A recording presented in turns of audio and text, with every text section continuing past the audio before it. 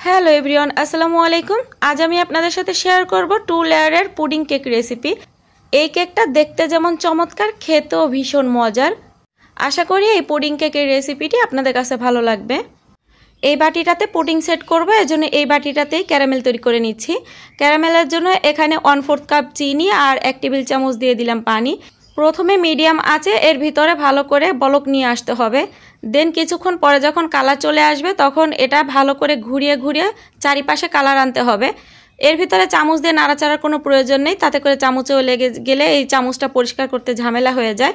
তো এরকম যখন কালার চলে আসবে এ পর্যায়ে আমি চুলাটা বন্ধ করে দিচ্ছি, আর এটা রিমেইনিং হিটেই বাকি কালারটা চলে আসবে।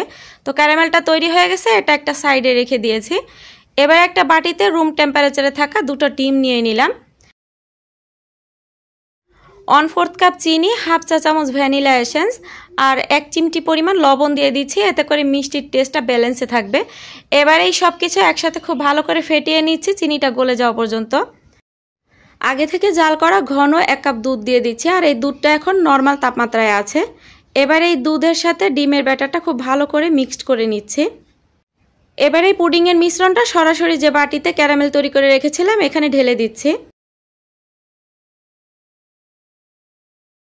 এবারে কেকের ব্যাটারটা তৈরি করে নিব। তার জন্য একটা বোলে রুম টেম্পারেচারে থাকা 2টা ডিম নিয়ে নিলাম।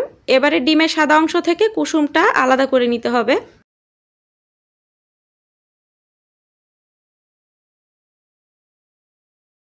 এবারে এই বাটিটা একটা সাইডে রেখে এই ডিমের সাদা অংশটা একটা হ্যান্ড উইক্স দিয়ে ফোম করে নিতে হবে। কিছুক্ষণ বিট করার পরে এখানে আমি 1/4 কাপ চিনি 3 ভাগে দিয়ে দেব, একবারে পুরো দিব না। চিনিটা 3 ধাপে দিয়ে ডিমের সাদা অংশটা ফোম করে নিতে হবে, তবে আপনারা চাইলে এটা হ্যান্ড বিটার দিয়েও ফোম করে নিতে পারেন।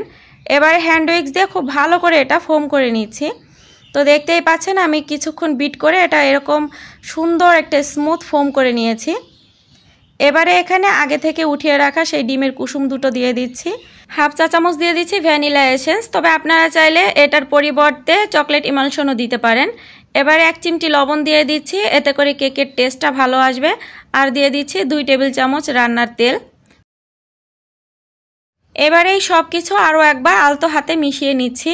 খুব জোরে মেশাতে যাবেন না, আস্তে আস্তে করে এটা মেশাতে হবে। এবার একটা স্ট্রেনারের উপরে 1/4 কাপ ময়দা, 2 টেবিল চামচ কোকো পাউডার, 1 টেবিল চামচ পাউডার মিল্ক আর হাফ চা চামচ দিয়ে দিচ্ছি বেকিং পাউডার। এবারে শুকনো উপকরণগুলো একটু চেলে নিচ্ছি, তবে একবারে পুরোটা দিতে যাবেন না, 2 বারে দিলে ভালো হবে। এবারে হ্যান্ড উইক্স দিয়ে আস্তে আস্তে করে একদিকে ঘুরিয়ে এই সব কিছু মিশিয়ে নিতে হবে।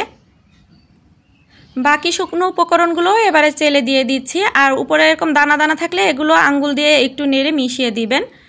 দেন হ্যান্ড উইক্স দিয়ে আবারও খুব ভালো করে এটা ঘুরিয়ে মিশিয়ে নিতে হবে। এবার আমি এখান থেকে হ্যান্ড উইক্সটা আলাদা করে নিচ্ছি। একটা স্প্যাচুলা দিয়ে বাটির চারি সাইড খুব ভালো করে পরিষ্কার করে একদিক থেকে ঘুরিয়ে ঘুরিয়ে কেকের ব্যাটারটা তৈরি করে নিয়েছি।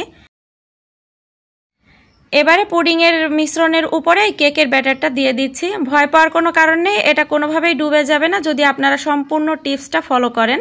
স্প্যাচুলা দিয়ে উপর থেকে একটু সমান করে দিচ্ছি। একটা হাঁড়িতে সামান্য কিছুটা পানি নিয়েছে আর উপরে একটা স্ট্যান্ড বসিয়ে দিলাম। দেন তার উপরে কেকের বাটিটা বসিয়ে দিচ্ছি। এবার উপর থেকে কেকের বাটিটা একটা ঢাকনা দিয়ে ঢেকে দিয়ে দেন উপর থেকে হাঁড়িটা আরেকটা ঢাকনা দিয়ে ঢেকে দিলাম। আর যে ছিদ্রটা দেখতে পাচ্ছেন এটা একটা টিস্যু পেপার দিয়ে এটা লক করে দিচ্ছি, যাতে এর ভিতরের বাষ্পটা বের না হয়ে যায়। চুলার হাই ফ্লেমে প্রথমে পানিতে বলক আসার পরে তারপরে একদম লো আঁচে এটা 20 থেকে 25 মিনিট স্টিম করে নিতে হবে। তো ফিরে আসছি 25 মিনিট পর। এবারে একটা টুথপিক দিয়ে চেক করে নিচ্ছি।